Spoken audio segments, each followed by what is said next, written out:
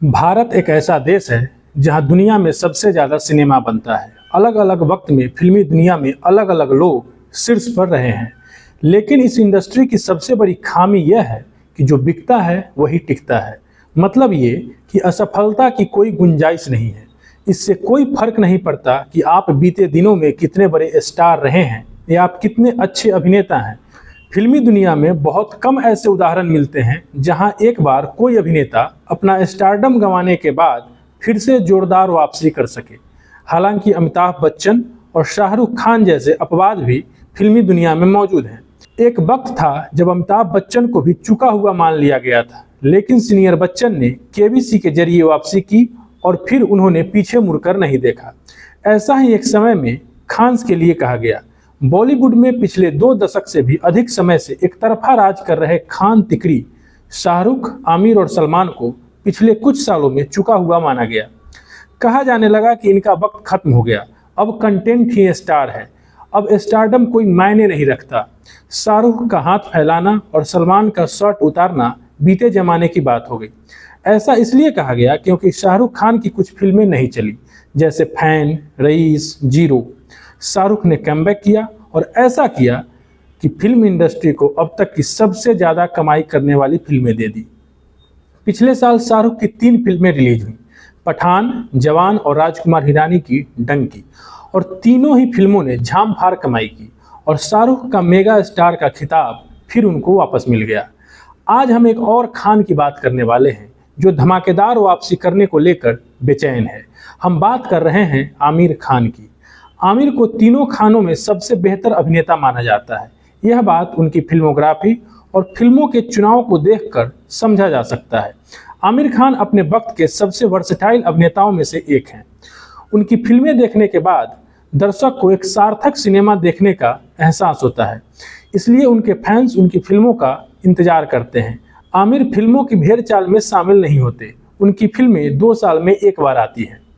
Cinema को बहुत से आर्ट फॉर्म का कॉम्बिनेशन कहा जाता है, जहां एक्टिंग है, म्यूजिक है, डांस है, राइटिंग है, मेकअप है, कैमरा है, सबका योगदान होता है और आमिर खान इन सारी चीज़ों का अपनी फिल्मों में बेहद ध्यान रखते हैं। इसलिए उनको मिस्टर परफेक्शनिस्ट भी कहा जाता है। लेकिन फिल्म इंडस्ट्री तो फिल्म इंडस्ट्री है, जहां कमज़ोर पड़ने की कोई गुंजाइश नहीं है। आपकी एक फिल्म फ्लॉप हुई और आप रेस से बाहर हो जाते हैं। ऐसा ही कुछ हुआ आमिर खान के साथ भी। पिछले कुछ सालों में आमिर खान की 2 फिल्में लगातार फ्लॉप हुई। एक यशराज बैनर की ठग्स ऑफ हिंदुस्तान और दूसरी लाल सिंह चड्ढा, जो एक हॉलीवुड फिल्म फॉरेस्ट गंप की रीमेक थी। यह आमिर खान जैसे एक्टर को हिलाने के लिए काफ़ी था। आमिर उन अभिनेताओं में आते हैं जो अपनी फिल्मों की सफलता के लिए तो सबको क्रेडिट देते हैं, लेकिन असफलता के लिए खुद को जिम्मेदार ठहराते हैं। शायद यही खासियत आमिर को औरों से अलग करता है। I would like to say that I take full responsibility for Thugs not working with the audience. I think we went wrong, but I would like to take full responsibility for that. You can be sure that we tried our level best. हमने कोशिश पूरी की, कोशिश में कोई भी कसर नहीं छोड़ी हमने, लेकिन कहीं ना कहीं हम गलत गए। कुछ लोग हैं जिनको फिल्म पसंद आई है और उनका हम शुक्रिया अदा करना चाहेंगे और हमें खुशी है कि कुछ लोगों को पसंद आई है, लेकिन वो बहुत माइनॉरिटी में। ज़्यादातर लोगों को फिल्म पसंद नहीं आई हमारी और इस बात का हमें एहसास है। तो यकीनन कहीं ना कहीं हम गलत गए और मैं उस बात की पूरी जिम्मेदारी लेता हूँ। आमिर जी, क्योंकि स्क्रिप्ट की बात हो रही है इसमें, और जो ऑडियंस इतने एक्सपेक्टेशन से आई है मेरी फिल्म देखने के लिए, मैं उनको I want to apologise to them also कि इस दफ़ा मैं उनको वो एंटरटेन नहीं कर पाया। कोशिश हमने पूरी की थी, लेकिन जो लोग इतने एक्सपेक्टेशन से आए उनको मज़ा नहीं आया।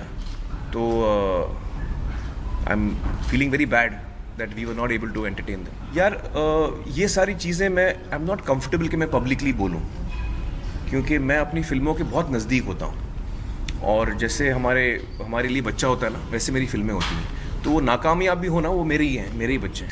इन 2 फिल्मों के नहीं चलने के कारण आमिर ने फिल्मों से ब्रेक ले लिया, खुद को वक्त दिया, खुद पर काम किया और अब वह जोरदार वापसी करने को लेकर बेचैन है। दैनिक भास्कर में छपी रिपोर्ट के अनुसार आने वाले साल में उनकी कई फिल्में पाइपलाइन में हैं। अब वह लगातार फिल्में प्रोड्यूस भी कर रहे हैं और दूसरे राइटर और डायरेक्टर से बात भी कर रहे हैं नए प्रोजेक्ट को लेकर। फिल्म लाल सिंह चड्ढा के बाद कहा गया कि आमिर खान शायद एक अभिनेता के तौर पर फिल्मों से संन्यास ले सकते हैं, लेकिन ऐसा नहीं है। आने वाले साल में आमिर खान की आधा दर्जन से अधिक फिल्में आने वाली हैं। उनमें से 2 फिल्में तो घायल और घातक जैसी फिल्में बनाने वाले राजकुमार संतोषी के साथ कमबैक के रूप में आने वाली हैं। आमिर खान सरफरोश 2 पर भी नए साल में काम शुरू कर सकते हैं। सरफरोश अपने समय की बेहद सफल और क्रिटिकली एक्लेम्ड फिल्म रही है। इन सब के साथ एक चर्चा और भी है कि आमिर दिनेश बिजान के मेडॉक फिल्म के साथ एक हॉरर फिल्म भी कर सकते हैं। अभी हॉरर फिल्म का समय भी चल रहा है। दैनिक भास्कर के अनुसार फिल्मी गलियारों में चर्चा है कि आमिर मशहूर वकील उज्ज्वल निकम की बायोपिक भी कर सकते हैं। उस पर भी जल्द अपडेट आने वाला है। आमिर खान राजकुमार संतोषी के साथ एक नहीं बल्कि 3 फिल्में करने वाले हैं। एक फिल्म लाहौर 1947 है जो पोस्ट प्रोडक्शन फेज में है, जिसमें सनी देओल मुख्य भूमिका में है और आमिर खान निर्माता के तौर पर जुड़े हैं।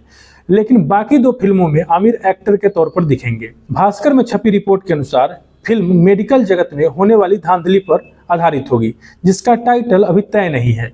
दूसरी एक कॉमेडी फिल्म है जिसका नाम 4 दिन की जिंदगी है। इसके अलावा बतौर एक्टर उनकी हैप्पी पटेल भी पूरी हो चुकी है, जिसमें वो अपने भांजे इमरान को कमबैक करवा रहे हैं।